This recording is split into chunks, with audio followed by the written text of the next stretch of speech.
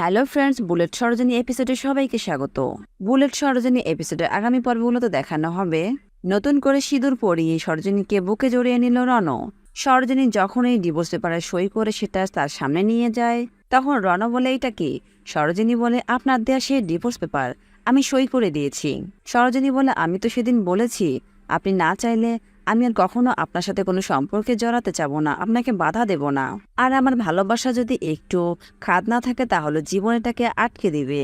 এরপর রণ সরোজিনীর হাত থেকে ডিভোর্স পেপারটা নিয়ে ছিঁড়ে ফেলে আর বলে, সরোজিনী, তুমি কি আমার চোখ দেখে বুঝতে পারো না? আমার চোখের ভাষা বুঝতে পারো না? আমিও যে তোমাকে অনেক ভালোবাসি, আমি আমার সারা জীবনটা তোমার সাথে কাটাতে চাই। এরপর রণ বলে, যে ভুলটা আমি আগে করেছি সেটা আর নতুন করে করতে চাই না। এরপর সরোজিনীকে বলে, দাঁড়াও একটু। এই বলে একটা সিঁদুরের কৌটো নিয়ে এসে সরোজিনীর মাথায় সিঁদুর পরিয়ে দেয়। এরপর সরোজিনীকে বুকে টেনে নেয়।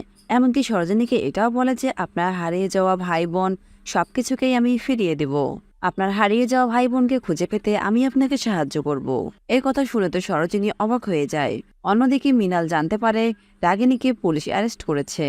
এমনকি তার বাবা মাকেও খুন করেছে এই রাগিনী। আর তার হারিয়ে যাওয়া বোন অন্য কেউ নয়, এই সরোজিনী।